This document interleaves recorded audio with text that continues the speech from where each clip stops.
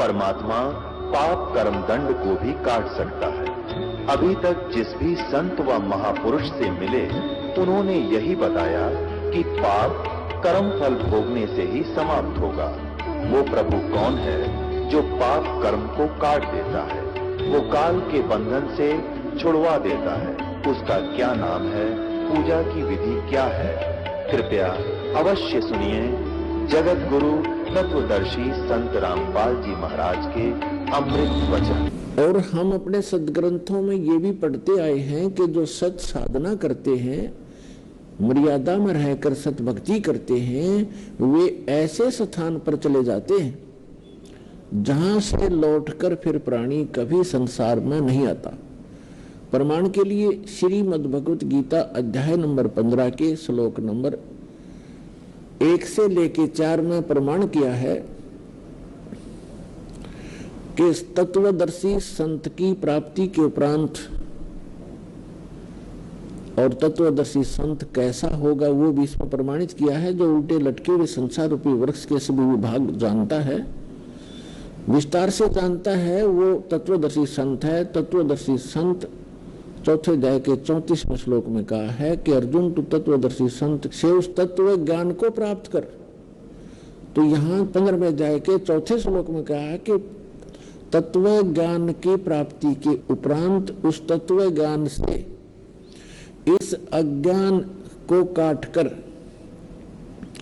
अर्थात अज्ञान हटाकर उसके पश्चात परमेश्वर के उस परम पद की खोज करनी चाहिए, जहां जाने के बाद साधक फिर लौटकर कभी संसार में नहीं आते। और जिस परमेश्वर ने संसार रूपी वृक्ष की रचना की है, यानी सारे ब्रह्मांडों की जिसने रचना की है, केवल उसी की भक्ति करो। गीता ज्ञान दाता जो श्री कृष्ण जी के अंदर प्रवेश करके बोल रहा है, वो ब्रह्म है, सरपुरुष है। वो अपने विषय में कहता है कि अर्जुन तेरे और मेरे बहुत जन्म हो चुके हैं, तू नहीं जानता, मैं जानता हूं। मेरे कर्म और जन्म अलौकिक हैं, दिव्य। प्रमाण के लिए श्रीमद् भगवद गीता अध्याय नंबर 2 श्लोक 12, अध्याय नंबर 4 श्लोक 5 और 9, अध्याय नंबर 10 श्लोक 2 में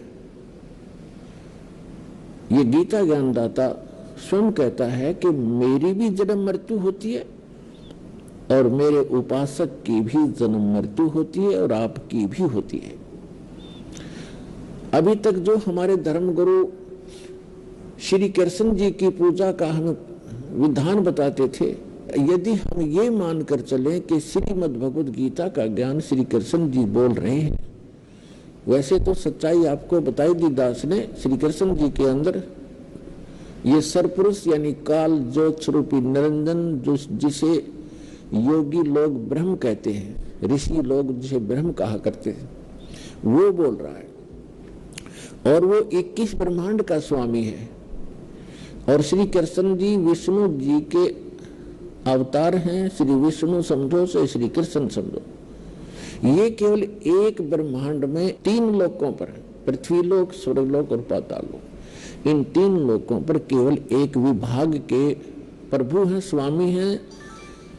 विष्णु जी सतोगुण विभाग के, यानी श्री कृष्ण कहो, विष्णु कहो, और ब्रह्मा जी रजोगुण विभाग के मंत्री समझो, साहब समझो, मालिक समझो, खुदा समझो। और श्री शंकर जी जो है ये तमोगुण विभाग के स्वामी समझो, प्रभु समझो। ये केवल इतने ही मालिक है। तो गीता ज्ञान दाता जो भी आप समझते थे उसी को सोचकर चलिए, वही मानकर चलिए। वो कह रहा है कि मेरे तो जन्म मृत्यु होते हैं और वो कोई और परमात्मा है जिसकी शरण में जाने से 18वें अध्याय के 62वें श्लोक में कहा है, अर्जुन तू सर्वभाव से उस परमेश्वर की शरण में जा, उसकी कृपा से तू परम शांति को और सनातन परम धाम को प्राप्त होगा। तो यहां हमने अब समझना है कि वो परमात्मा कौन है, जिसके विषय में गीता ज्ञानदाता भी प्रमाणित कराया कि उसी की शरण में जाओ, उससे आपको वो स्थान मिलेगा जहां जाने के बाद फिर लौटकर कभी संसार में नहीं आओगे। वो शाश्वत स्थान है। तो अब हम जो प्रसंग चला है कि ये आत्मा परमात्मा को युगों से खोज रही है। और हम पिछले इतिहास देखते हैं अपने ऋषि महर्षियों के, उन्होंने हजारों हजारों वर्ष तपस्याएं की, साधनाएं की, अनुष्ठान किए कि भगवान मिले कल्याण हो। लेकिन यदि उनका मार्ग ठीक होता तो वही मार्ग वो हमें बताया करते थे, तो हम सभी चले जाते और पृथ्वी खाली हो जाती। अब यहाँ शंका एक और उत्पन्न होती है कि भक्तजन श्रद्धालु कहते हैं कि यदि पृथ्वी खाली हो जाएगी तो यहाँ कौन रहेगा। तो ये बालक सोच होती है। एक बिल्कुल अबोध बच्चा ये बातें कर सकता है जिसको कुछ भी ज्ञान नहीं।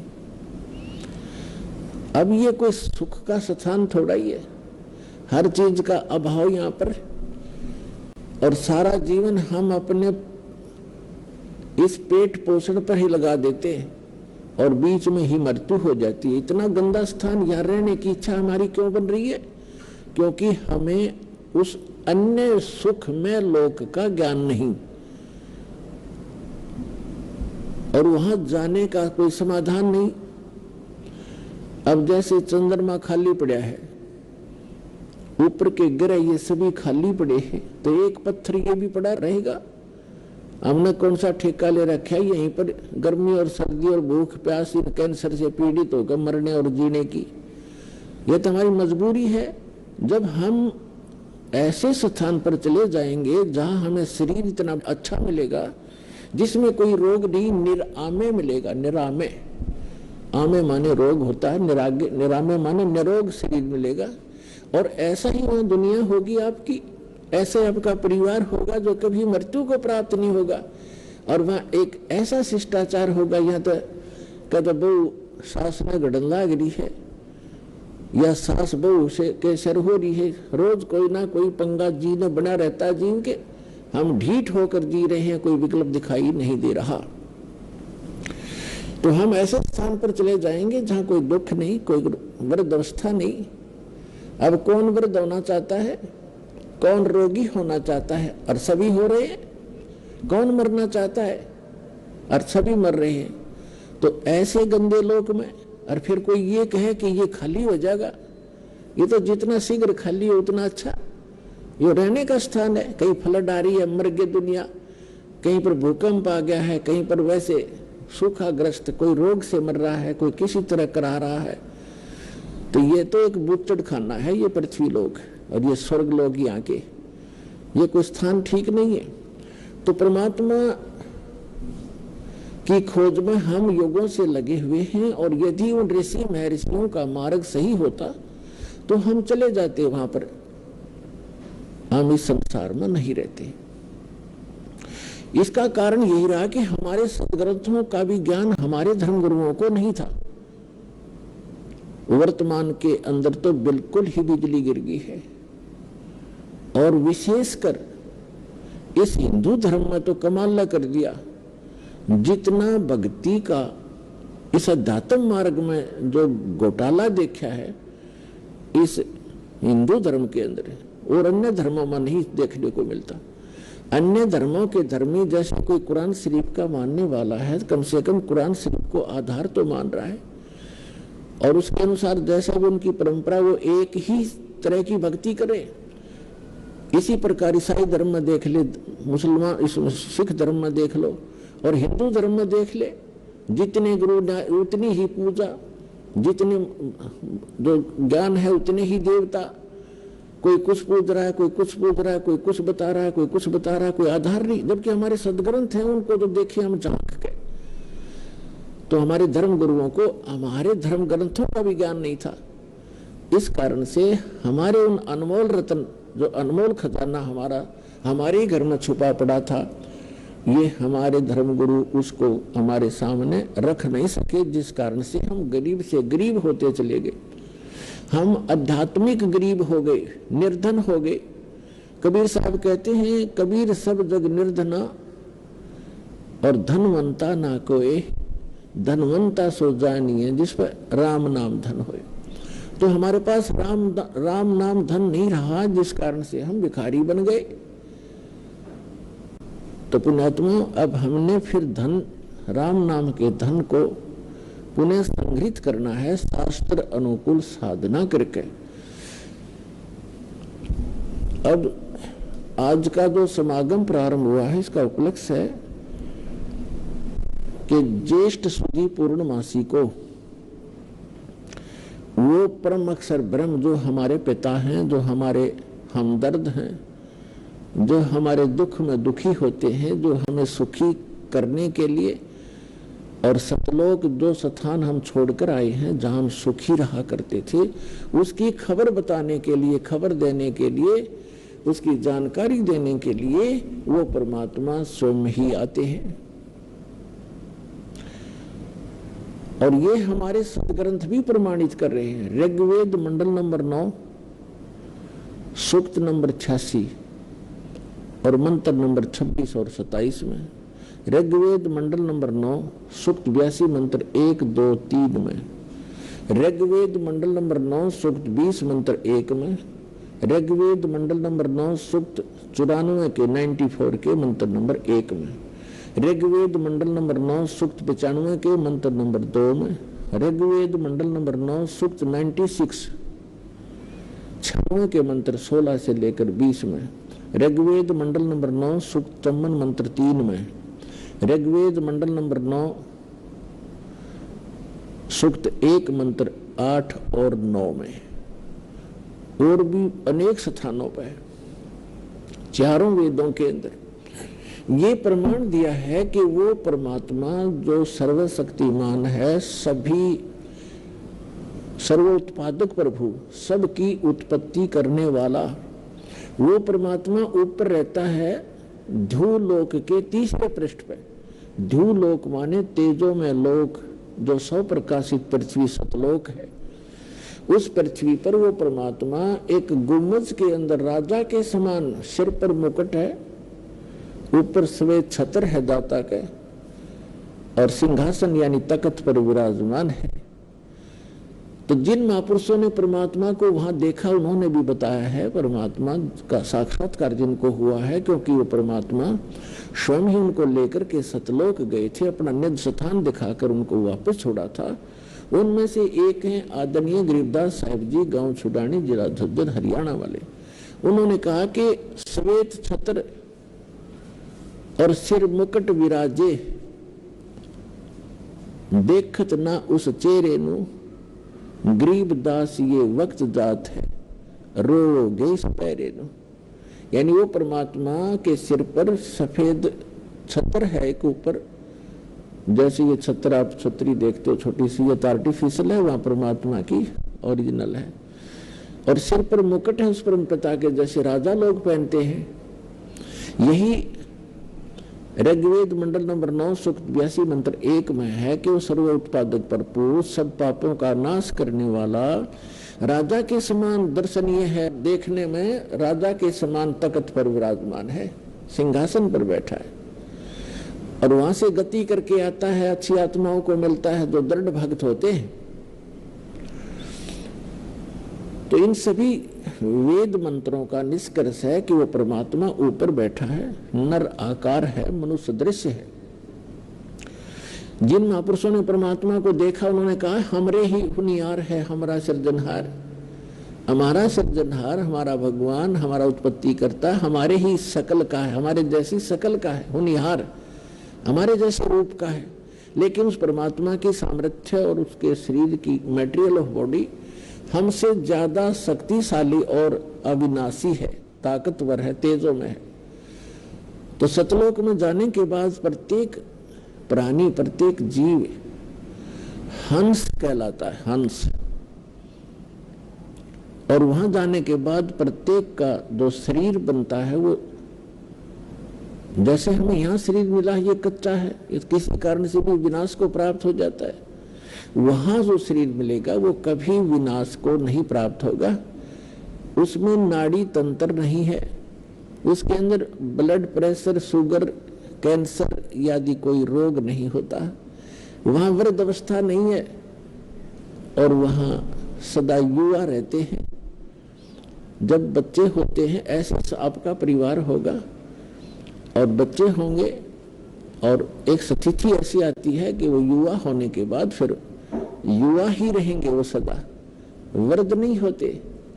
और इतने शुद्ध विचार हैं, किसी चीज का अभाव नहीं है, किसी वस्तु का अभाव नहीं वहां पर। यहाँ तो एक हीरा आपने शायद किसी ने जीवन में देखा भी नहीं होगा, हीरा। और वहां सतलोक के अंदर हीरों के तो पहाड़ हैं, जैसे यहाँ पत्थर के पहाड़ हैं, वहां हीरे ठोकरों में रले मिलेंगे आपको। और दूधों की दरिया बहती है, सदाबहार वृक्ष हैं, किसी चीज का अभाव नहीं, जहां बैठो कुछ खाओ। और सब पकवान आपको, किसी प्रकार के पकवान, जैसे परमात्मा जब काशी में आए हुए थे, 120 वर्ष रहे, तो एक बार किसी ने मजाक कर दिया था, झूठी चिट्ठियां डाल दी थी कबीर भगवान के नाम से कि सभी साधु संत आओ और कबीर साहब भंडारा कर रहे हैं। और उस समय लीला कर रहे थे दाता गरीब कति एक सिंपल भगत की झोपड़ी में रहा करते थे, 2 समय का मुश्किल से आहार होता था, और जिसके द्वार पर 18 लाख व्यक्ति आ गए। तो वो परमात्मा स्वयं गए अपने निज स्थान सतलोक में, और वहां से 9 लाख बैलों के ऊपर बने बनाई जलेबी, कचौड़ी, पकौड़ी, दही, बड़े, बूंदी, लाडू, सब कुछ भरकर, दाल, चावल, खांड, खीर, सब कुछ बने बनाया, और यहाँ सेकंड में लाता रहे। तो वहां सब वस्तुएं आपको उपलब्ध हैं। तो वहां कोई राग नहीं, कोई द्वेष नहीं। या तो हम कभी किसी जमीन के बंटवारे पर लड़ मरते हैं, जमीन वहीं रह जाती है और इंसान मर जाते हैं। तो ये वृत्ति खराब क्यों होगी हमारी? क्योंकि एक तो ज्ञान नहीं, और दूसरा हमारे साथ भगवान नहीं। जब हमारे साथ भगवान होगा और ज्ञान होगा, हमें किसी चीज का अभाव यहां भी नहीं रहेगा। जब तक आप यहां रहोगे, आपकी सुरक्षा होगी, आपके बच्चों की सुरक्षा होगी। तभी तो हम भगवान की खोज करते हैं कि हमारा परिवार सुखी रहे, हम भी निरोग रहें, हमारी अकाल मृत्यु ना हो। ये मानते हैं हम बूढ़े में बुढ़ापा मर जाएं, लेकिन बीच में ना मरे। तो ये इस गंदे लोक में भी, इस नासवान स्थल पर भी उस अविनाशी परमात्मा कबीर जी की शरण में आने के उपरांत ही हम ये सुख भी प्राप्त कर सकते हैं। तो ये ज्ञान हमें अभी किसी ने बताया ही नहीं, और परमात्मा आकर बताने की चेष्टा कर रहे थे। सन 1398 से सन 1518 तक 120 वर्ष परमेश्वर यहाँ रहे, एक जुल्हाए गरीब की भूमिका, निर्धन की भूमिका की। अब वो भूमिका क्यों की? क्योंकि 5 दिन के अंदर इस समागम के दौरान हम आपको परमात्मा की रह कर विस्तार से, जितनी हमारी बुद्धि काम करेगी दास की, आपको सब कथाएं सुनाएंगे, तब समझ में आएंगे। चारों युग में संत पुकारे, को के कहा हम हेल रे, हीरे माणक मोती बरसें, ये जग चुगता डेल रे।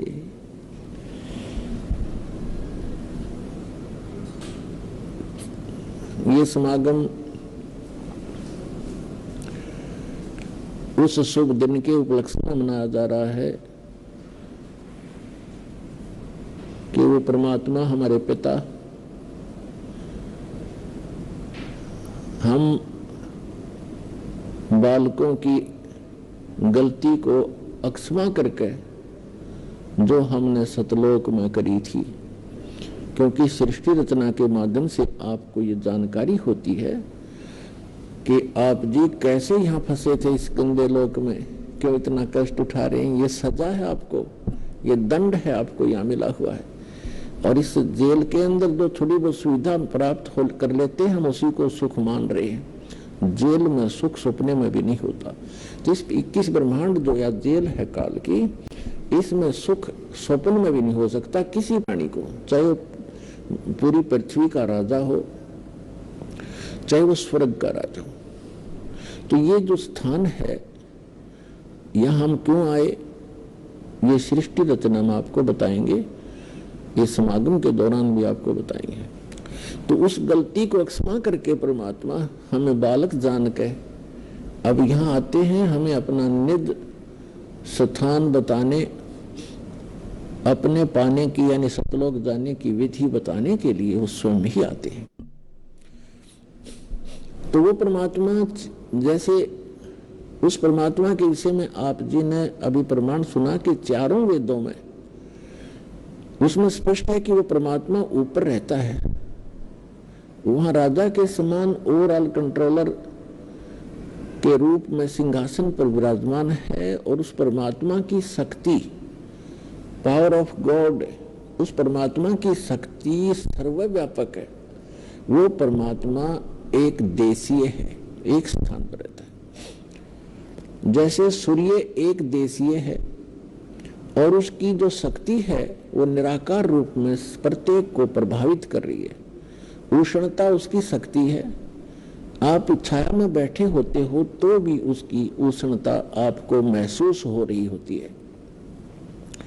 इसी प्रकार परमात्मा की जो शक्ति है प्रत्येक कण कण में विद्यमान है। परमात्मा एक स्थान पर है, नर आकार है और वहां से गति करके यहाँ आता है। वो उद्देश्य क्या रखता है आने का, पर वेदों में भी आपको बहुत बार प्रमाणित किया है और आगे भी बताएंगे कि वो परमात्मा यथार्थ भक्ति मार्ग बताने के लिए ही यहाँ आता है।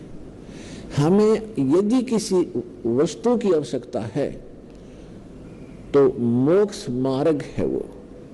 मोक्ष माने यहाँ इस बंधन से छूट जाना जो कर्म बंधन से हम बंधे हुए हैं, और कर्मों के बंधन से छुड़वाने वाले को बंदी छोड़ कहते हैं। और कर्म के बंधन को केवल वो बंदी छोड़ परमेश्वर सत्य पुरुष कबीर साहब ही छुड़वा सकते हैं। मासा घटे न तिल बधे विधना लिखे जो लेख, सच्चा सतगुरु मेट कर ऊपर बारे मेख। अब जब परमात्मा यहाँ आते हैं हम उस परमात्मा को पहचानते नहीं।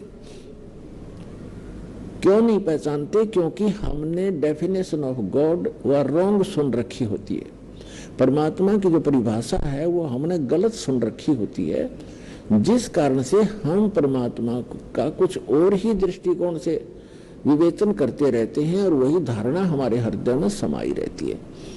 इसलिए वो परमात्मा यहाँ परमात्मा कम और एक मानव की तरह अधिक लीला करता है ताकि वो हम उसके निकट रहकर कुछ उनके ज्ञान को फॉलो कर सके। तो इसलिए परमात्मा ने स्वयं आकर के यहाँ पर ज्ञान देते हैं वो, तो वो परमात्मा ऊपर रहते हैं, वहां से गति करके आते हैं, अच्छी आत्माओं को मिलते हैं और उनको फिर अपने सतलोक ले जाकर वापस छोड़ते हैं, अपना गवाह बनाकर छोड़ जाते हैं। अब उन गवाहों ने, उन जो साक्षी बने परमात्मा के, जिनको भगवान मिले, उन्होंने और साथ में हमारे पवित्र सदग्रंथों ने, दोनों ने रिल मिलकर ये सिद्ध कर दिया कि परमात्मा कैसा है, कहाँ रहता है, उसका नाम क्या है, उसके पाने की विधि क्या है, मेथड कौन सा है जिससे हम परमात्मा प्राप्त कर सकते हैं। और जो सदग्रंथों में और जिनको परमात्मा मिले उन महापुरुषों के अनुभव की जो उनकी अपनी अमर वाणी है, एफिडेविट है, वो दोनों मेल खा जाते, फिर संशय नहीं रहेगा आपको। फिर संशय नहीं रहेगा कि हम जो कर रहे हैं वो ठीक है या गलत है, वो फिर स्वस्थ हो जाएगा। इसलिए उस परमात्मा ने बताया है, वो परमात्मा चारों युगों में आते हैं और वो स्वयं ही आकर अपना ज्ञान कराते हैं। अथर्ववेद कांड नंबर 4 अनुवाक नंबर 1 मंत्र 1 से 7 में ये सारी सृष्टि रचना कोड वर्डों में दे रखी है कि वो परमात्मा कबीर देव है, कबीर साहब है, और वो सभी ब्रह्म का भी, पर ब्रह्म का भी, और सभी ब्रह्मांडों का रचनहार है। और वो अपने द्वारा रची हुई सृष्टि को स्वयं ही ठीक ठीक बताता है। अन्य तो अटकलबाजी लगाते हैं, जैसे ब्रह्मा जी ने देवी पुराण में अटकलबाजी लगा रखी है। ऐसा सुना जाता है, ज्ञान और अज्ञान के आधार से मैं बता रहा हूं। तो जहां ज्ञान है फिर वो ज्ञान कहाँ रहा? अब थोड़े से हलवे में थोड़ा सा रेत भी डाल दे तो वो स्वाद ही सारा करकरा हो गया। इस प्रकार वो परमात्मा स्वयं आते हैं और क्या बताते हैं, चारों युग में संत पुकारे, को के कहा हम हेल रे, हीरे माणिक मोती बरसे, ये जग चुगता ढेल रे। परमात्मा कहते हैं मैं चारों युगों में आया और चारों युगों में अच्छी आत्माओं को मिला जो संत कहलाए, और हमने आवाज लगा लगा कर कूक कहा हम हेल रे। कूक माने ऊंचे स्वर तक गुर्ज गुर्ज के आवाज लगा लगा कर बताया कि ये साधना तुम कर रहे हो गलत है, ये पूजा गलत है, ये साधना करो। शास्त्र विधि त्याग कर मनमाना आचरण करने वाले डले ढोरे हैं, ये जग चुगता ढेल रे। हीरे मोती समझकर कंकर इकट्ठे किए बैठे हो आप, और हम हीरे और मोती इनकी वर्षा कर रहे हैं शास्त्र अनुकूल साधना और मंत्रों की, जिससे आपको मोक्ष रूपी हीरे प्राप्त होंगे, आपका जीव सुखी होगा। हमारा ज्ञान किन्हें ना सुनिया, पर भी लेन जाते है दुनिया। हमारा ज्ञान किसी ने नहीं सुना, किसी ने नहीं सुना, और वहां पर भी लेने जाते हैं। जैसे आप देख रहे हो केदारनाथ के ऊपर कल से कितना भयंकर फ्लड आकर के बदल फट गया, वहां तहस नहस हो गई, बहुत से नुकसान हुए, बहुत से श्रद्धालु मारे गए। यदि अमरनाथ के ऊपर जाते हैं, शायद ही कोई ऐसा वर्ष गया होगा जिसमें 100, 200, 1000, 1500 ना मरे हों दर्शक श्रद्धालु। तो पुण्यात्मा आत्मा भगवान बना रह नहीं सकती, इसका स्वभाव है। इसको आवश्यकता उस भगवान की, जिस दिन से ये उससे बिछुड़ी है उसी दिन से उसको वो सुख नहीं प्राप्त हो रहा जिसको ये छोड़कर आ चुकी है। तो यहाँ परमात्मा कहते हैं हमारा ज्ञान किने ना सुनिया, और वहां धक्के खान जात है दुनिया, पर भी लेने जाते जोड़ तालाब में नहाने के लिए। है कहीं गीता और वेदों में प्रमाणिक की साधना से मोक्ष होगा? तो ये कहां से ग्रहण किया? ये शास्त्र गुरु साधना है, इन लोक वेद बना रखा है अज्ञानी संतों, ऋषियों और आचार्यों ने। अब परमात्मा क्या बताते हैं, सतयुग में सत सुकृत कह टेरा, त्रेता नाम मुनींदर मेरा, द्वापर में करुणा में कहाया, और कलियुग नाम कबीर दराया। चारों युग में संत पुकारे, और कूक कहा हम हेल रे, हीरे माणिक मोती बरसे, ये जग चुगता ढेल रे। पुण्यात्माओं, किसी भी महापुरुष का इतिहास आपको नहीं मिलेगा जो चारों युग के अंदर आए हों, और चारों युग से आगे की भी जो जिन्होंने जानकारी दी हो और सृष्टि की रचना की जानकारी जिन्होंने दी हो, तो वो परमात्मा है जिसने अपने द्वारा रची हुई सृष्टि को ठीक ठीक बताया। क्या बताया है? परमात्मा इस वर्तमान के चल रहे चतुर्युगी में सबसे पहले सतयुग के अंदर सत सुकृत नाम से यहाँ प्रकट हुए थे, और ये लीला ऐसी ही करते हैं। परमात्मा वो परम अक्षर ब्रह्म, इनफैक्ट वास्तव में यदि कोई भगवान है, परमात्मा है, तो एक ही है। परमात्मा एक है, प्रभु अनेक हैं। पुणात्मा धीरे धीरे आप बच्चे हो, इस अध्यात्म मार्ग की जब आप पीएचडी कर लोगे तो इन कोड वर्डों को समझोगे। अभी तो हम सभी को ही भगवान कह देते हैं, सभी को परमात्मा कहते हैं, फिर आपको लास्ट में एक ही परमात्मा नजर आएगा। जैसे श्रीमद् भगवद गीता अध्याय नंबर 15 के श्लोक नंबर 16 और 17 में 3 पुरुष है, एक सरपुरुष, एक अक्षर पुरुष। सरपुरुष ये ब्रह्म है जिसके लोक में हम रह रहे हैं, ये काल है, ये 21 ब्रह्मांड का पुरुष है, 21 ब्रह्मांड का स्वामी है, 21 ब्रह्मांड का मालिक है, केवल 21 ब्रह्मांड का। और एक ब्रह्मांड के अंदर ये पृथ्वी लोक, स्वर्ग लोक, पाताल लोक, ब्रह्मा विष्णु महेश के लोक, धर्मराय का लोक, निरंजन का लोक, और आगे दुर्गा का लोक, ये सारे मिलाकर एक ब्रह्मांड कहलाता है। ऐसे ऐसे 21 ब्रह्मांड है, उनका प्रभु है, उनका स्वामी है ये ब्रह्म, लेकिन ये परमात्मा नहीं है, ये काल है। और 7 संग ब्रह्मांड का स्वामी है जो परब्रह्म, जिसको अक्षर पुरुष कहते हैं, तो वो भी स्वामी है 7 संग ब्रह्मांड का, लेकिन वो परमात्मा नहीं है। परमात्मा वो होता है जो श्रेष्ठ आत्मा हो। श्रेष्ठ आत्मा वो होता है जो किसी को दुख ना दे, सुख के अतिरिक्त उसके कोई विधान ना हो। तो वो परमात्मा सत्य पुरुष है जो असंख्य ब्रह्मांड का स्वामी भी है और परमात्मा भी है। वो सत्य पुरुष है। जैसे श्रीमद् भगवद गीता अध्याय नंबर 15 के श्लोक 16 और 17 में 3 पुरुष हैं, एक सरपुरुष, एक अक्षर पुरुष। सरपुरुष को हम काल कहते हैं, ब्रह्म भी कहते हैं, सरब्रह्म भी कहते हैं, और अक्षर पुरुष को अक्षर ब्रह्म भी कहते हैं और परब्रह्म भी कहते हैं संत भाषा में। और तीसरा जो परमात्मा, उसको परम अक्षर ब्रह्म भी कहते हैं, उसको परम अक्षर पुरुष भी कहते हैं, और उसको परमेश्वर भी कहते हैं, सत्य पुरुष। सत्य माने अविनाशी, पुरुष माने प्रभु परमात्मा। तो ये जो तीसरे नंबर का परमात्मा है, इसके विषय में गीता अध्याय नंबर 8 के श्लोक नंबर 1 में अर्जुन ने पूछा कि भगवान, आपने गीता अध्याय नंबर 7 के श्लोक नंबर 29 में कहा है कि तत्ब्रह्म को जानकर और सारे धातुओं से परिचित और सभी कर्मों से परिचित केवल साधक जरा और मरण से छूटने का ही प्रयत्न करता है, संसार की किसी वस्तु को वो नहीं चाहता। तो वो ऐसा वो तत्ब्रह्म है।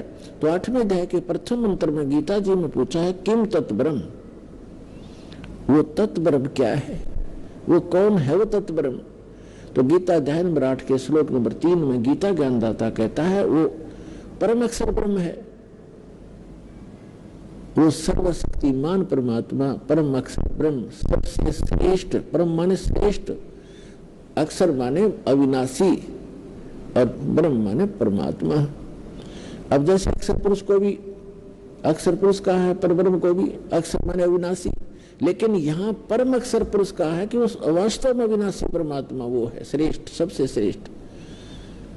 अब जैसे स्टील भी धातु है, काफी लंबे समय तक रह जाती है। एक मिट्टी की धातु का बना हो, जैसे एक मिट्टी से बना हो, एक स्टील से बना हो, तो उस मिट्टी वाले की तुलना में वो स्टील वाला स्थायी ज्यादा है, लेकिन उसका नाश होगा एक दिन, उसको जंग लगेगा। और वास्तव में सोना जो है उसको जंग नहीं लगता, तीसरा मटेरियल वो समझो। तो ऐसे वो परमात्मा परम अक्षर ब्रह्म है। तो गीता अध्याय नंबर 15 के श्लोक नंबर 16 और 17 का ये निष्कर्ष है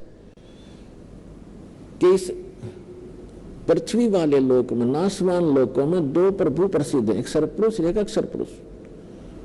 और इनके अंतर्गत जितने प्राणी हैं वो भी नाशवान है। जीवात्मा तो किसी की भी नहीं मरती, तो पशु पक्षियों की भी नहीं मरती, वो तो अलग विषय है।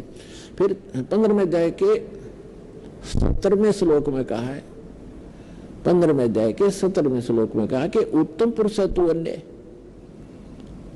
उत्तम पुरुष माने श्रेष्ठ भगवान, पुरुषोत्तम। वो तो इन दोनों से अन्य है, सरपुरुष और अक्षर पुरुष से। और परमात्मा इति उदारते, जिसको परमात्मा कहा जाता है, परमात्मा श्रेष्ठ, श्रेष्ठ आत्मा जो कभी दुख ना दे किसी को। और ये लोग तरम अविश्ववर्ती अवेश्वर है, जो तीनों लोग को प्रेस करके सबका धारण पोषण करता, वो है अविनाशी परमात्मा। तो ये परमात्मा परमेश्वर, ये जो तीसरे नंबर का भगवान है, ये है हमारा सबका जनक है, ये है वास्तव में परमात्मा। बाकी स्वामी है, प्रभु है। तो यहाँ थोड़ा सा आपको धीरे धीरे सारा ज्ञान कराएंगे। तो क्या पता है कि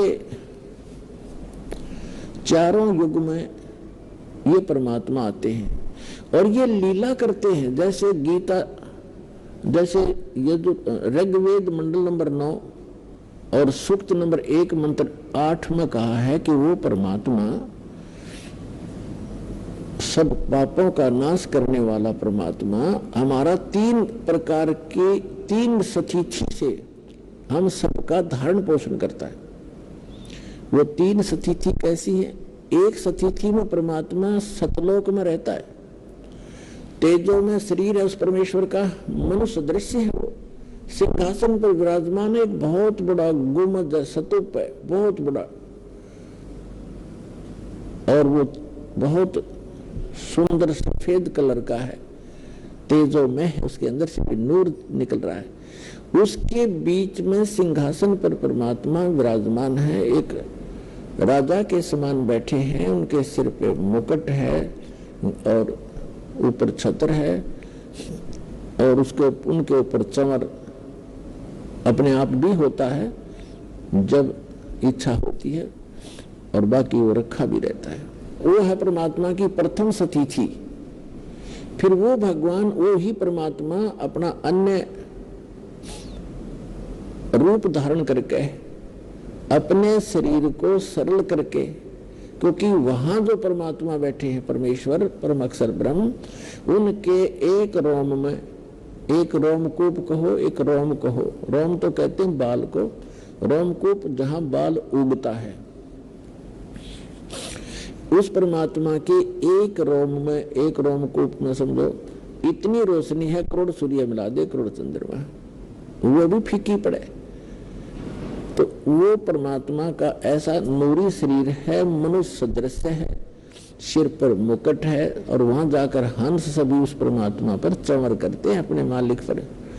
जो यहाँ से निकल कर जाता है सीधा भगवान के पास जाता है, चरणों में प्रणाम करते हैं, वो परमात्मा सीने से लगाते हैं प्रत्येक को, और फिर वहाँ चंवर करते हैं आदर से। फिर उसको कहता है बेटा आराम से रहो, ये तुम्हारे बने बनाए महल वहाँ खाली पड़े थे, विश्राम करो, गलती बनी तुम्हारे से, कोई ना लौट आई। अब भी कहते सुबह का भूला शाम को आ जाए तो भूला नहीं कहलाता, और हम युगों से भूले पड़े यहाँ पर। तो वहां ये प्रथम स्थिति है। तो पुण्यात्मा परमात्मा कहते हैं तुम अब जो तुम्हारा सच्चा साथी है, तुम्हें माता च पिता, तुम्हें बंधु च सखा, तुम्हें विद्या च द्रविण, तुम्हें सर्व मम देव देव, उसको भूल कर हम इन अन्य पर आश्रय रख लेते, इसलिए हम भगवान से दूर होते चले जाते हैं। तो यहाँ गरीबदास साहिब जी ने कहा है कि त्रिलोचन के भयो भरतिया, भरतिया माने नौकरे, ऐसी भक्ति कमावे, ऐसी भक्ति करे, भगवान साथ रहेगा आपके। तो इस प्रकार अब जैसे जिन बहन भाइयों के, विशेषकर इंसान तो थोड़ा बहुत सोच समझ भी लेता है, लेकिन बहनों का दिल नहीं डटता जिनका संतान नहीं होती, क्योंकि उसको समाज नहीं जीने देता। घर जाते हैं, घर वाले कुछ दिन चुप रहते हैं तो कोई पड़ोसी आ जाएगा, आओगा कोई काम और पूछेगा नो बहू का कि मैं वह नहीं बालक बोलक, अब वह के कहेगी सासू तक ना कुछ ना हुआ, कई साल हो गए ब्याह ने, एक जातक तो चाहिए था बता, और देख लो कोई दूसरा ब्याह करवा लो। अब उस बेटी का और समस्या पैदा कर दी कि ये भी ब्याह करवाओगे, यानी उसको भूल पड़े तो कोई और आकर के रिश्तेदार आकर कहेगा। कहने का भाव ये है कि जब तक ज्ञान नहीं प्राणी को तो जीना हराम कर देते। आदमी तो बाहर रहता है, कभी कभी सुनता है ये बातें, टाल जाता है, मन समझा लेता है, लेकिन उस बहन के बस की बात नहीं। अंत में वह इतनी दुखी हो जाती है, और यदि संतान तो भगवान ने देनी है, रो ले चाहे पीट ले, अब नहीं भाग में है तो कति नहीं मिला, चाहे 6 ब्याह करवा ले। एक संतान की भी देखे हमारे, हम लड़के को मैं तो ज्यादा देते, 10 जूनियर इंजीनियर था, सेवा करता था जो नौकरी इसमें हरियाणा गवर्नमेंट की जूनियर इंजीनियर की। तो उस समय एक कॉन्ट्रैक्टर था ठेकेदार, वो उस समय लगभग 55 वर्ष की आयु थी उस आदमी की, 55 से भी ऊपर होगा, और उसके 4 लड़कियां थी, लड़का कोई नहीं था, और चारों लड़कियों का विवाह कर रखा, पोते पोतियां लाओ, दो तियां हो रहा, पुत्र नहीं। तो उसकी पत्नी को किसी ने कह दिया कि तू अपनी बहन का ब्याह करवा दे, इसका पुत्र हो जाएगा। उसने अपनी छोटी बहन से उसका ब्याह करवा दिया। उसके कट्ठी 2 छोरी हुई, 2 लड़की हुई कट्ठी जुड़वा।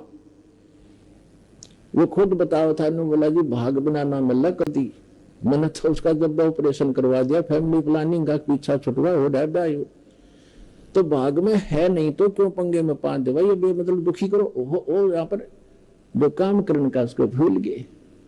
और यदि वो बहन जिसके संतान नहीं हो रही है तो वो अंत समय में इसी तमन्ना में मर जाती है तरफ के अंदर। और इस काल का इतना गंदा विधान है, अगले जन्म में उसको कुतिया बनाता है। अगले तो संतान ना हुई इसलिए तड़पती हुई मरी है, अब इकट्ठी 8 पैदा कर ले और पेटा भर ले अपना मां बनकर। तो पुण्यात्माओं, यहाँ इस बात को आप पक्की समझ लेना, ये कोई डूम बाट के गीत नहीं है और कोई स्वार्थवश कोई कथा सुनाई नहीं जा रही है। ये परमार्थ है और यथार्थ ज्ञान है, ये गॉड गिवन स्पिरिचुअल नॉलेज है। इस पर 100% विश्वास करना। और जो भी आपका लेन देन है, कर्ज है, अब जैसे हम अपने सतर्क से किसी का कर्ज उतारने की चेष्टा करते हैं तो वो अपने हिसाब से उतरे तो उतरे, ना भी उतरे। और जब हम समर्थ की शरण, कोई सेठ की शरण ले लें और उसको हम अपना दुखड़ा रोते हैं तो वो उसको कहता भी ठीक है, यहाँ मजदूरी कर मेरा, और जिसका कर्जा तू दे दे, ले पैसे दे। जहां 20 का कर्जा था उसे एक ने तार दिया और उसे एक का रह गया, और वहां तनख्वाह भी दिख दे रहा है तो जल्दी मेरे से भी क्लियर हो जाएगा। तो हम इस परमपिता की शरण माने के बाद आपका लेन देन जो भी है वो आपका शीघ्र सुलट जाएगा। और जैसे कई बार, अब जैसे आजकल पॉलिसी चल रही है, बहुत से राज्यों में सब्सिडी दे देते हैं 80%, 40-60%। जैसे लोन आपका कर्जा है 1 लाख रुपया, 60,000 माफ कर दिए, 40 रह गया। और कुछ ऐसे भी अच्छे राजा होते हैं जो अपनी प्रजा का कर्जा ही माफ कर देते हैं कि आगे तुम ठीक चलियो और पिछला कर्जा माफ, तो हो गया ऋण मुक्त। तो इसी प्रकार ये समर्थ परमात्मा कबीर जी आपके पिछले जो लेन देन सबको माफ कर देगा। और आपके जो पुत्र पुत्री आए हैं, पिता बनकर आए हैं, पत्नी बनकर आए हैं, बेटा बेटी बनकर आए हैं, उनके संस्कारों के जो कर्जे हैं वो मालिक माफ करके कैंसिल कर देगा। और उनको भी धनी करेगा भक्ति का, उनका भी पूरा अकाउंट कर देगा और आपको बहुत आसानी से छुड़वा देगा। तो यहाँ परमात्मा कहते हैं, एक लेवा एक देवा दूतम और कोई किसी का पता नहीं पूतम, ये ऋण संबंध जुड़ा एक ठाठा, अंत में सब 12 बाटा। तो कहने का भाव ये है कि जो प्रसंग चल रहा था उसको क्लियर करने के लिए आगे तभी हम चल सकेंगे और आपको इस मार्ग पर तभी रोक सकेंगे जब आपके सारे संशय दूर होंगे। तो इससे लगभग आपका सारा कंसेप्ट क्लियर हो गया होगा कि संतान है कोई बुरा नहीं, वो तो आपका संस्कार उलझा हुआ है, आप ना चाहोगे तो भी होगी होता है। और जिनका संस्कार नहीं है वो चाहेंगे तो भी नहीं होगी। तो हमारा चाहा ना तो होता है और ना ही हमारा किया होता है। यह भी भूल हमारे अभी तक लगी हुई थी कि मैंने मेहनत की तो कोठी बना दी। मेहनत तो मजदूर आपसे घनी करता है। जो एक सेठ है वो तो सारा दिन एक बैठा रहे दुकान पर, मजदूर सारा दिन मेहनत करता है और उसको 100 रुपये मुश्किल से मिलते हैं, 200 रुपये, और वो मनमाना 5,000 का 10,000 का रोजाना अकाउंट करता है। तो मेहनत भी चाहिए, लेकिन केवल मेहनत से बात नहीं बनेगी। परमात्मा साथ होगा तो मेहनत सफल होगी, थोड़े में घना लाभ होगा। जैसे आपको बताया है कि जैसे एक तो हाथ से आटा पीसते हैं चक्की से, और फिर पावर का कनेक्शन हो जा, वो चक्की लगा ली पावर वाली, ना तो हाथ लाना, एक बटन दबाना, कट्टा कट मिनटा पीस करे। तो वो पावर से जो काम होगा वो हाथ से मैनुअली थोड़ा होगा। इसलिए जो परमात्मा की पावर का कनेक्शन आपको मिल जाएगा तो आपके जो आम संस्कार हैं वो भी बहुत अच्छी तरह परमात्मा हल्के करके उनको आप ही वहन करेगा। परमात्मा की पावर से सब ठीक हो जाएंगे। तो इसलिए हमने वो पावर मिली नहीं थी।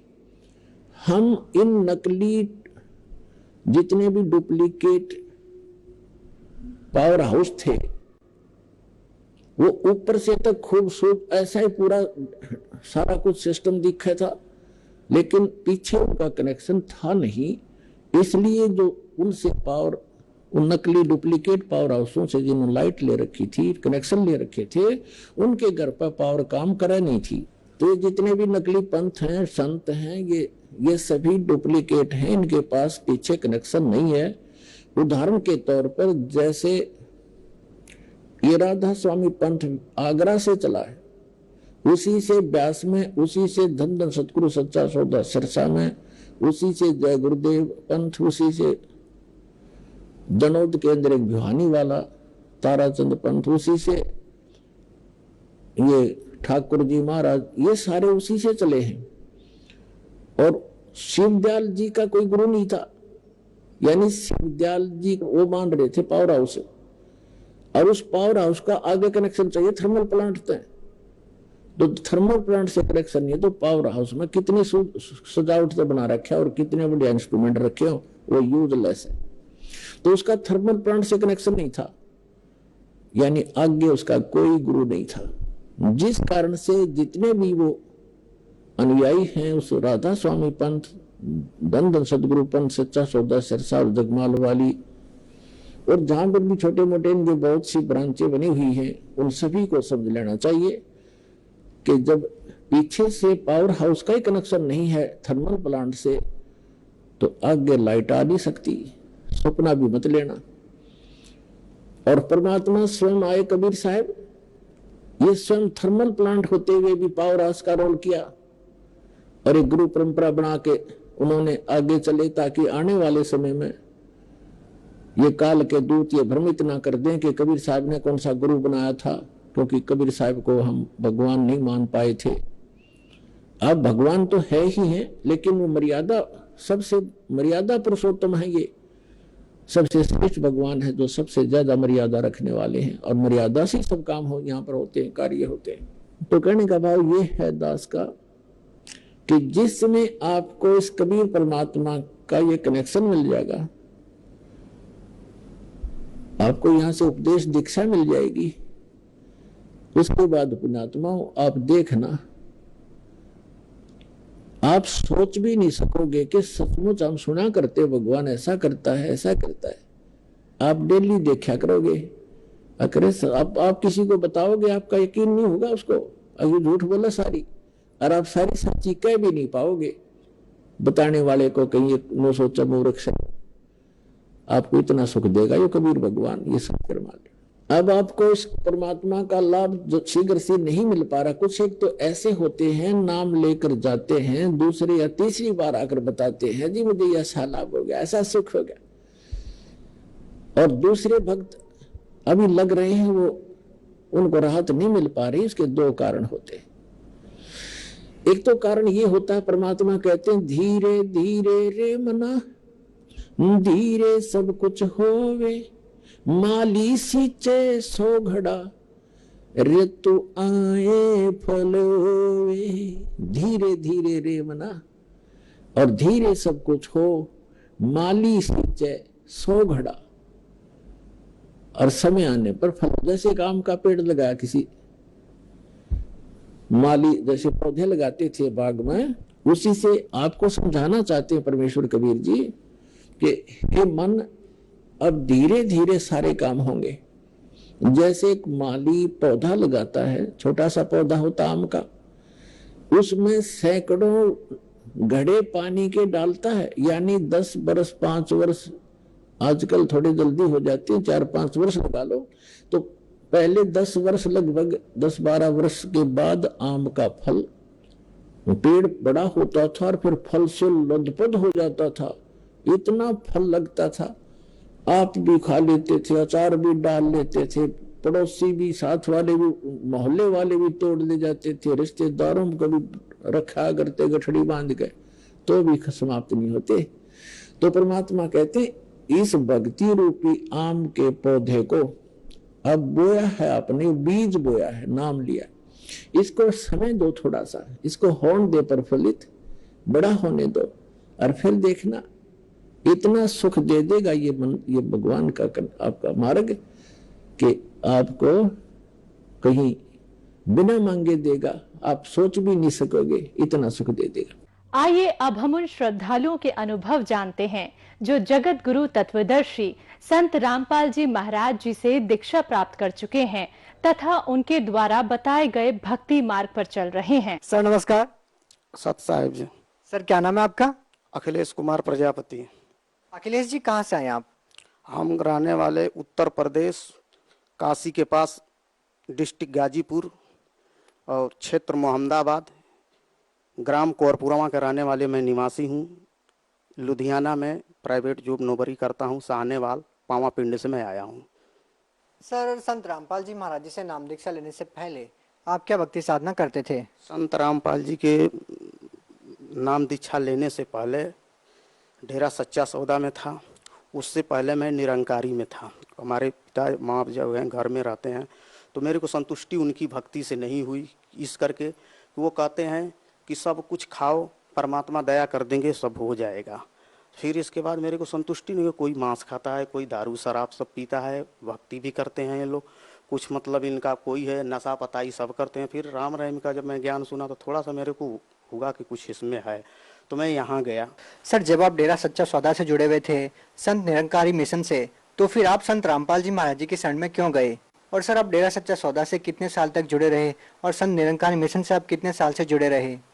हाँ, निरंकारी में कम से कम 6 महीना तक ले यही भक्ति किया और डेरा सच्चा सौदा में 2.5 साल तक ले किया। 2013 से मैं भक्ति किया। इसके बाद फिर जो है कि 14 में संत रामपाल जी का मैं ज्ञान सुनने लगा, मैं भक्ति उनकी छोड़ दी। सर, वो भक्ति साधना आपने क्यों छोड़ी? हमने साधना ये छोड़ी कि हमें पहले तो ज्ञान का ये पता नहीं था कि मोक्ष मुक्ति का मार्ग क्या होता है। जब मैं ज्ञान इनका सुना तो मेरे को मोक्ष मुक्ति का पता चला, सतगुरु संत रामपाल जी महाराज का और राम रहीम का जब ज्ञान को दोनों को अटैच किया तो इसमें ये पता चला कि शास्त्रों पुराणों के आधार पर इनका ऑथेंटिक्स ज्ञान है और उनका शास्त्रों से मेल नहीं कर रहा है। जब दोनों को निकाला जब, तो इसके बाद मेरे को पता चला कि ब्रह्मा विष्णु का माता पिता कोई है और ये काल भगवान है और दुर्गा इनकी जो है माता है और तीनों देवों की ये उत्पत्ति करता है।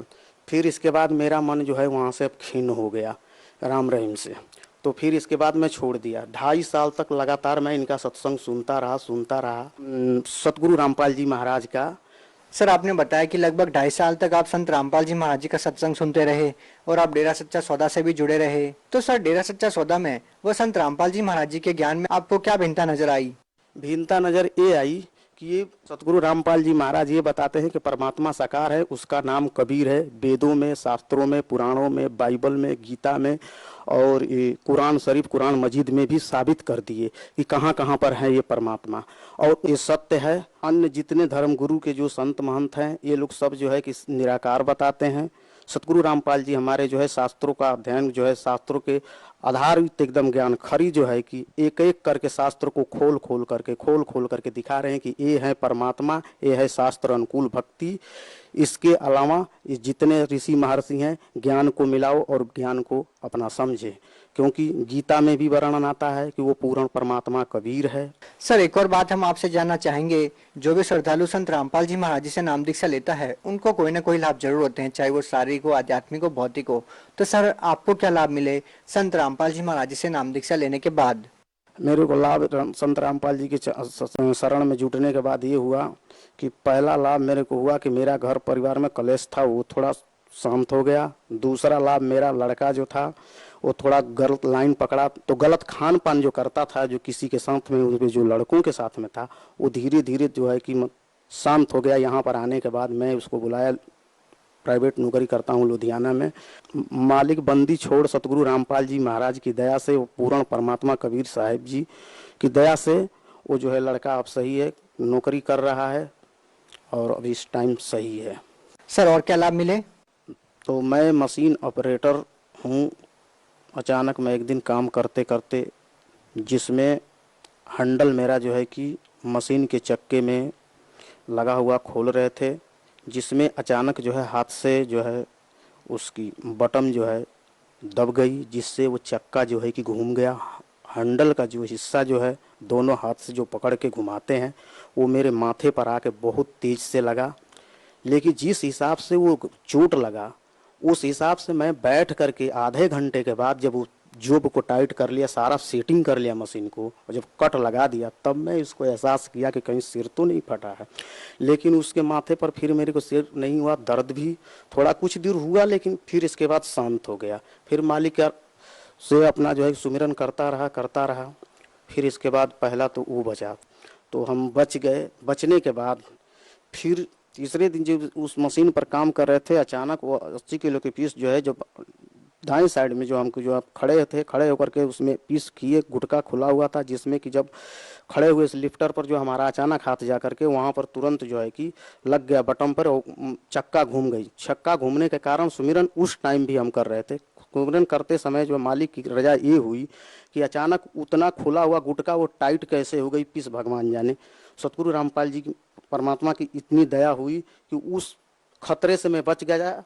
उस दिन मेरा खतरा बहुत भयानक होना था, तो ये लाभ हुआ। जब वो पीस यदि निकल करके आ जाते मेरे सिर पर, चाहे शरीर के ऊपर, तो खतरा भयानक था कि मर जाना था, इसमें कोई संदेह नहीं था। लेकिन जब वो पीस घूमता रहा, लिफ्टर बैक मार के जब पीछे किया ड्राइवर ने, इसके बाद मशीन से मैं बंद किया कि ये पीस निकलेगा जब स्लो चाल में होगा। तो इसके बाद मैं देख रहा हूँ कि गुटका में टेढ़ा हो गया पीस और पूरी तरह से टाइट है। फिर मैं गुटका को हैंडल लगा करके उसको फिर खोला। तो सतगुरु रामपाल जी की कृपा से मैं अपना जीवन दान मेरे को मिला। अगर वो मेरे को लग जाता अगर चोट, तो मेरे जो है कि नुकसान जो है कि मृत्यु की होना ही होना था।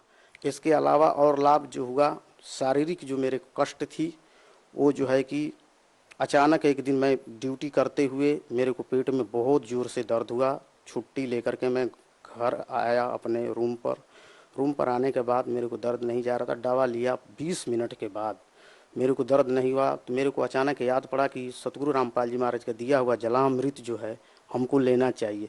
तो मैं लेट करके घूम रहा था, इधर उधर उथल पुथल कर रहा था। मैं लड़की से बोला अपना कि बेटी ले आओ वो जो है अमृत जल। वो मेरे मुंह में डाली, हमारा उठ करके लेने भर की क्षमता नहीं था, रेक था अपने से ऊपर। तो उसने डाला, डालने के बाद ठीक 1 मिनट के अंदर अंदर में पूरा बिल्कुल रोग, मेरा जो दर्द था पेट में का, एकदम बिल्कुल फिट हुआ। इसके बाद बंदी छोड़ के मैं नारा लगाया, फिर दंडवत प्रणाम किया। उस रोग से मैं बचा। फिर जो है कि बहुत भयानक दर्द हुआ था। तो ये लाभ हमको हुआ और मालिक की रजा है। पहले तो मेरे को मुक्ति का जो है कि मार्ग मिला, सच्चा गुरु मिला, शास्त्र अनुकूल भक्ति बताने वाला, वो सतगुरु रामपाल जी ही हैं। यहाँ पर इस संसार में 21 ब्राह्मण में कोई नहीं है। सर एक और बात हम आपसे जानना चाहेंगे। सर पहले आप डेरा सच्चा सौदा से जुड़े रहे, उसके बाद आप संत निरंकारी मिशन से जुड़े और अब आपने संत रामपाल जी महाराज जी से नाम दीक्षा ले ली है। तो सर कहा यह जाता है कि गुरु नहीं बदलना चाहिए, गुरु बदलना पाप है। तो सर क्या आपने गुरु बदल के कोई पाप तो नहीं किया? गुरु बदलने की कारण ये है कि जब तक मिले ना मंत्र साँचा तब तक गुरु करो 10 पाँचा। परमात्मा का ये आदेश है, कबीर जी की वाणी में स्पष्ट लिखा हुआ है। सर जैसा कि आपने बताया कि पहले आप डेरा सच्चा सौदा से भी जुड़े रहे, संत निरंकार मिशन से भी जुड़े रहे, तो सर जो लोग आज भी उन पंथों में जुड़े हुए हैं उन लोगों को आप क्या कहना चाहते हैं? सतगुरु रामपाल जी महाराज की शरण में आओ और अपना कल्याण कराओ। और नीचे पीली पट्टी पर वो लाइन आती है, उस लाइन पर जो है कि निःशुल्क अपना जो है कि पुस्तक आती है, मंगवाएं और पढ़ के रियल ज्ञान को समझे। और मुक्ति का मार्ग है, परमात्मा आए हुए हैं और आकर के अपना कल्याण कराओ। ये पूर्ण परमात्मा कबीर साहब हैं। सतगुरु रामपाल जी महाराज की सत्संग सुने और सुन करके उस ज्ञान को अमल करें और जितना जल्द से जल्द हैं परमात्मा के शरण में आएं, अपना कल्याण करें। सत साहेब जी धन्यवाद।